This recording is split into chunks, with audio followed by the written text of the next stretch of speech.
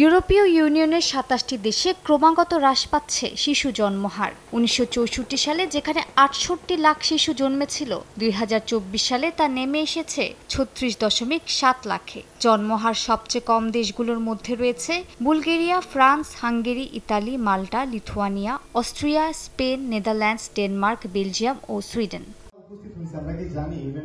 তবে গত বছর বিদেশি নাগরিকদের পরিবারে প্রায় ১৬ লাখ শিশু জন্মগ্রহণ করেছে, যার মধ্যে ভালো অবস্থানে বাংলাদেশি পরিবারগুলো। ইউরোপের জন্মহার সংকট মোকাবিলায় প্রবাসী পরিবারগুলোর ভূমিকা তাই গুরুত্বপূর্ণ হয়ে উঠছে।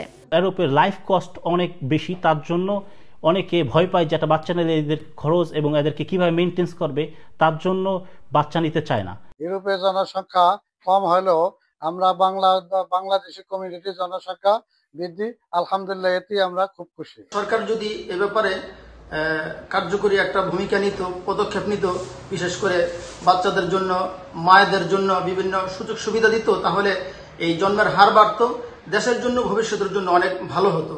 ইউরোস্টেটের তথ্য অনুযায়ী নারীদের দেরিতে বিয়ে ও মা হওয়ার প্রবণতা, স্বাধীন জীবনধারা এবং শিশু লালন পালনকে ব্যয়বহুল ও কর্মসংস্থানের জন্য ঝুঁকিপূর্ণ মনে করাও জন্মহার হ্রাসের বড় কারণ। বর্তমানে ইউর গড় জন্মহার ১.৩৮%, যেখানে স্থিতিশীল জনসংখ্যার জন্য দরকার ২.১%।